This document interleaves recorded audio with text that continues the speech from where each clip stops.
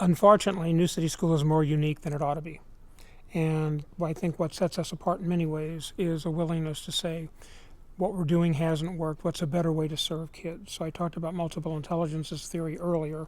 For the past 4 or 5 years, we've been a leader nationally in talking about grit and helping children learn how to respond to frustration and failure.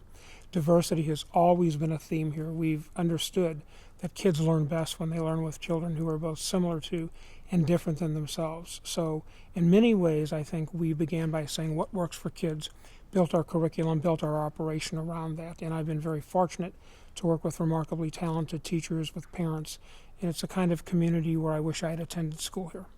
I've been here long enough that I have many parents that I know, friends who are in their 40s and 50s, and they talk about the fact that their closest friends are people that they met when they were parents together at New City School.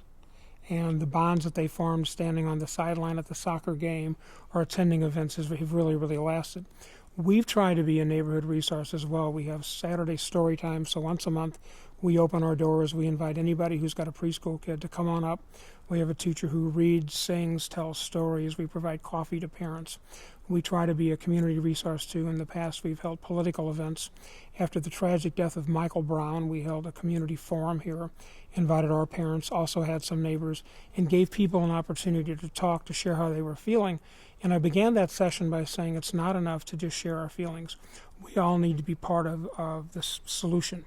So we talked about what each of us could do to ameliorate racism, what we could do to improve the world. And again, I felt very, very good that New City School could be a spot where that could happen. And I think another thing about us is that schools are designed to educate kids, semicolon, however, comma, they should also be community building institutions.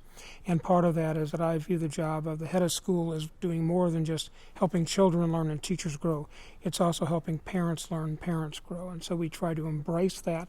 As you walk in our main hallway down toward the office, there's a nook and there's a couch and an easy chair and a sign that says, "Parents, have a cup of coffee, linger with us." Whether or not you like coffee, whether or not you have the time to hang around, that's a statement that you're part of this community and we want you here. And in fact, often after kids are here, doors are closed, teachers are teaching, there's a number of parents who are getting to know one another, who are finding this a place that's safe for them too.